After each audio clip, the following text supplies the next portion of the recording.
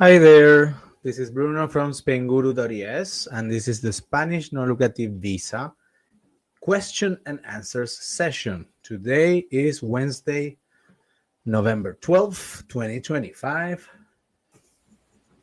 I had some questions I was hoping to be able to just listen in on your webinar, but I had I just one question that was sticking out for me was that I wanted to know the time frame in between when you get the visa and how much time you have um, before you have to enter into Spain from the U.S. Great. So, can you first confirm which consulate you are or will be applying from? New York City. New York City. Fantastic. Okay. So, first of all, the reason I'm moving like this is because I am on the treadmill.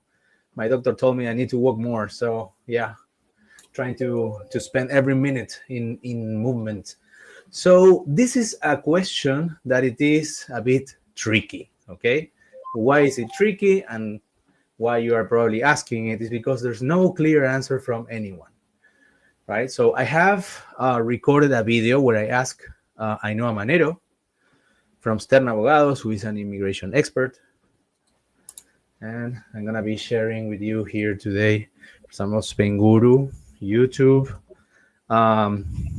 minimum new validity period non-lucrative visa. Yes, and this is the video, right?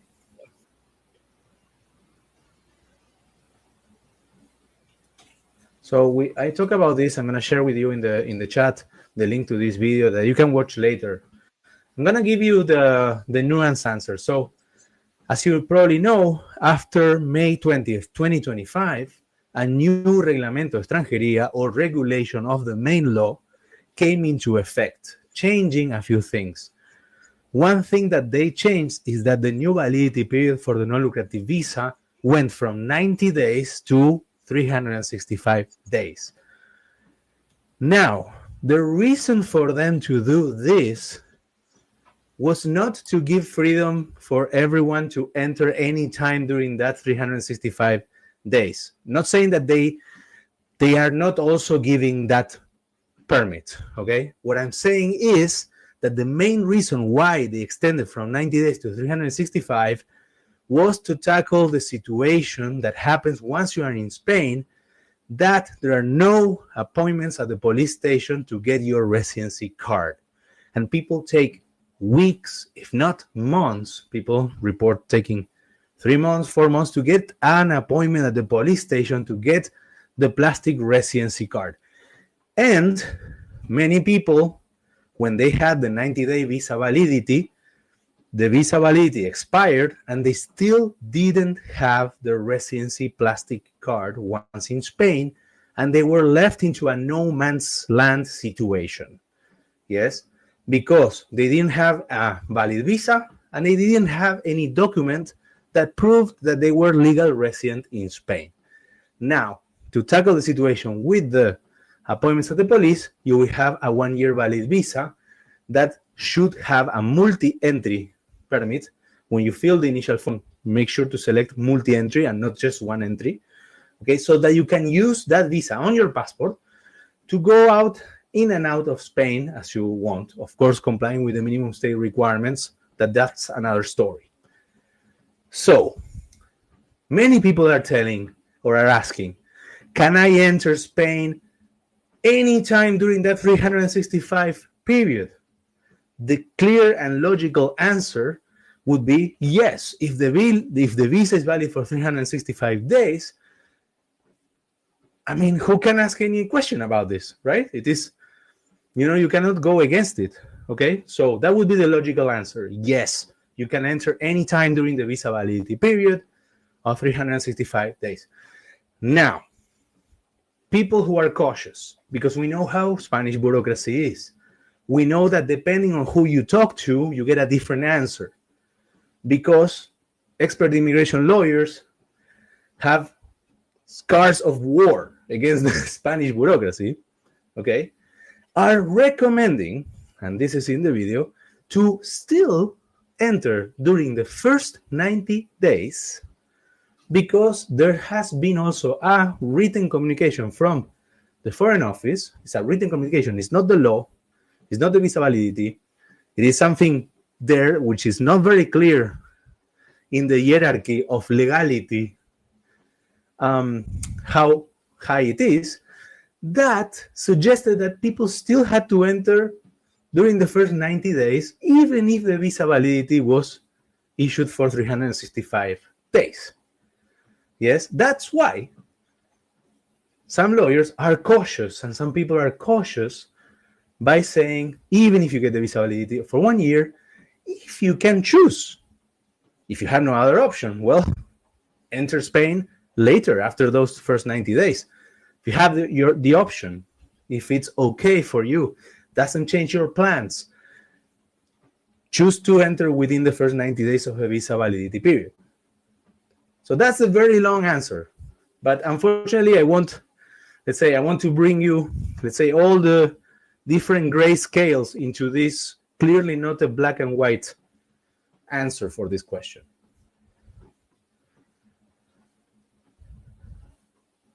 So people are asking this. I have, for example, here in this Q&A session, we have Bob, who is moving to Guipúzcoa, to San Sebastián.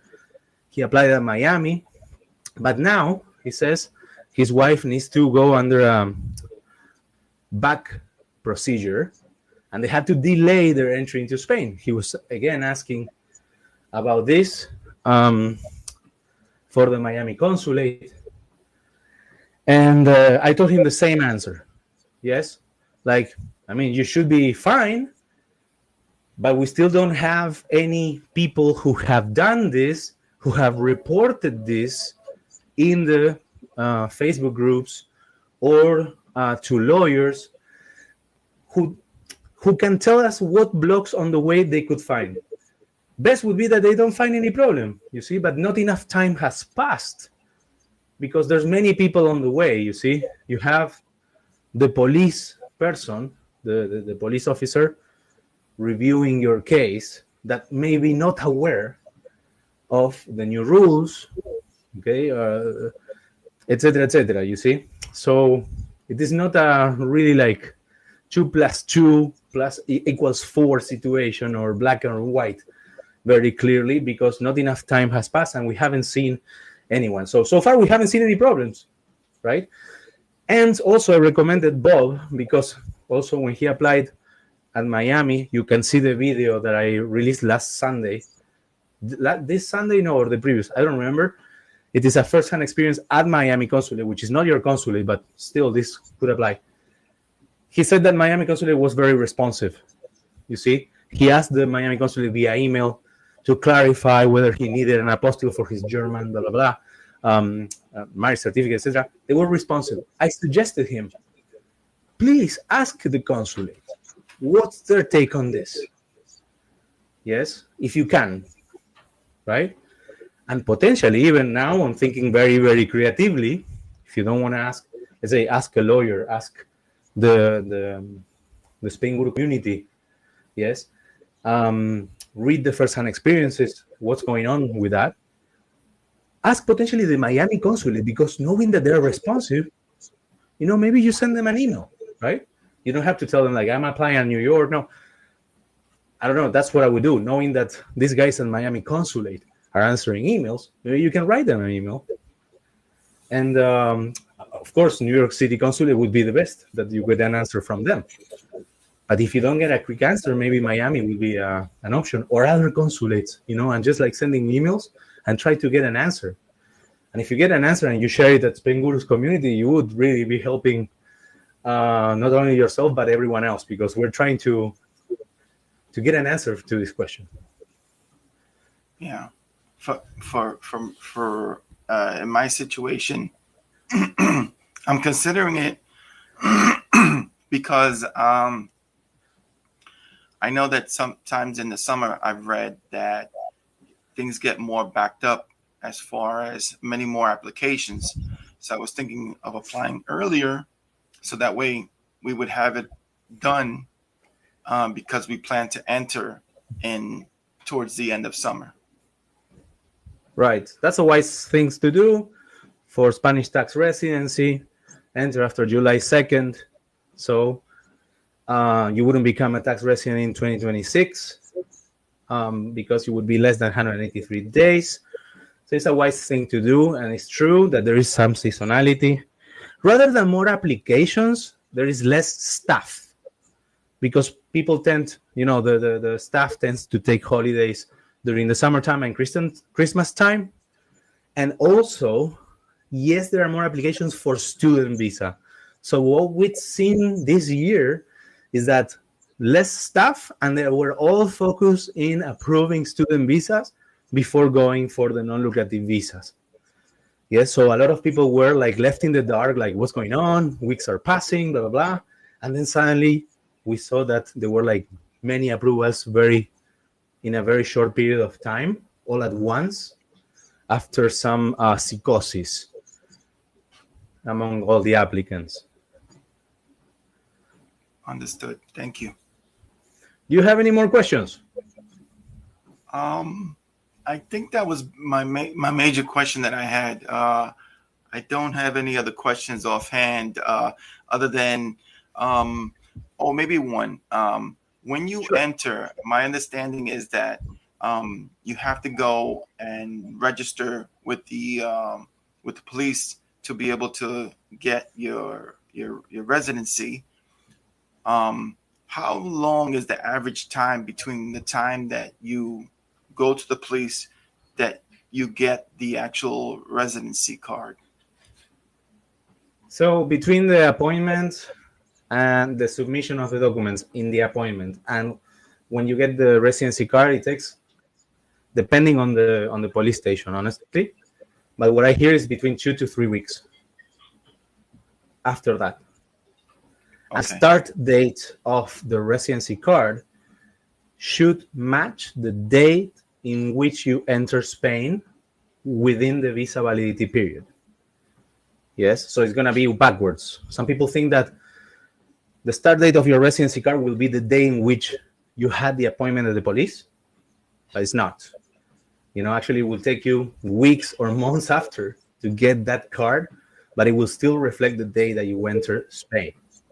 If you want also to help you with the different steps that you need or is recommended that you go through, you can go here to Spainguru.es, move to Spain checklist, or you can just go here, step-by-step checklist, and here I have put all together by different stages, like 12 months before moving to Spain, 6 months before moving to Spain, after you arrive in Spain, with videos, articles, and everything. So I was working this very morning in the arrival to Spain steps.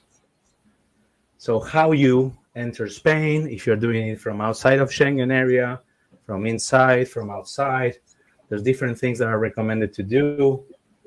The empadronamiento, city hall registration, how you get your TA card, the guide, step by step, the differences with the NIE, how, opening Spanish bank account, phone service, join the community, the digital certificate for signature of paperwork online in Spain that you will need if you want to renew the visa later on yourself directly without any other third party to help you.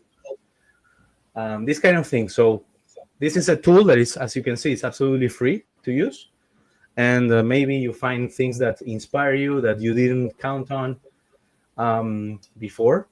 Because, yes, basically I created this list based on the community's feedback. And many people, like hundreds of people that came to Spain under non-lucrative visa and other visas. So, of course, this is a general situation. Like if you're moving with kids, maybe you have other things to do, like enroll them in the school.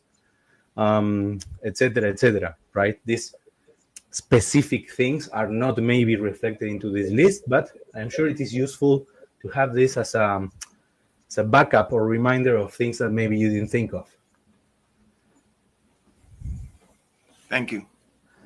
You're welcome. So you are the only one here connected, and if you have more questions, I'm happy to answer them, or we can just move on, and you can always contact me to hello@spainguru.es. You can always send me an email with any question here, hello@spainguru.es, and I always answer my emails, and I point you out in the hopefully right direction. Either I give you an article to read, a video to watch about your question, give you professionals that can help you on the way. For example, if you're moving with pets, I don't know, maybe you have a Great Dane there, he's moving with you, can tell you who can help you with that, etc., right? So yeah, I'm always available here at hello@spainguru.es. Thank you so much.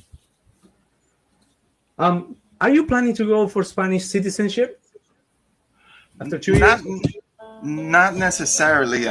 Just permanent residency, but probably not Spanish citizenship, because my understanding is that I fall into a government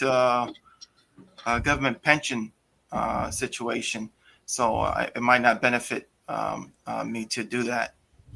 You have the option to benefit from the 2-year fast track? Yeah, I can. Yes, I can. I have my family's from Dominican Republic. Dominican Republic. Fantastic. But you have the citizenship? I don't have it yet. I have Dominican Republic residency, and but I don't have I don't have that yet. Got it. So this is another super controversial question. Double taxation agreement between the US and Spain. Some people say that you can't become a Spaniard because Spain, at least on the papers, not in practical terms, ask you to renounce the American citizenship. Therefore, from their eyes, you're not an American any longer. And let's say the benefit of the double taxation agreement would stop applying for things that should not be taxed in Spain and should be done in origin, like government pension, etc. But I have asked this to immigration lawyers, and they told me, like, that is not true. That is not true.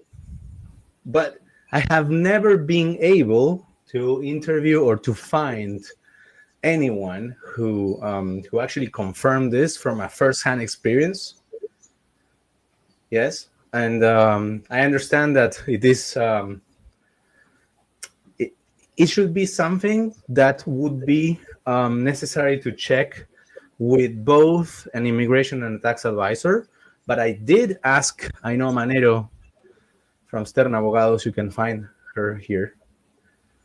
Immigration lawyers, Stern Abogados. You can have a consultation, 40 minutes, maybe.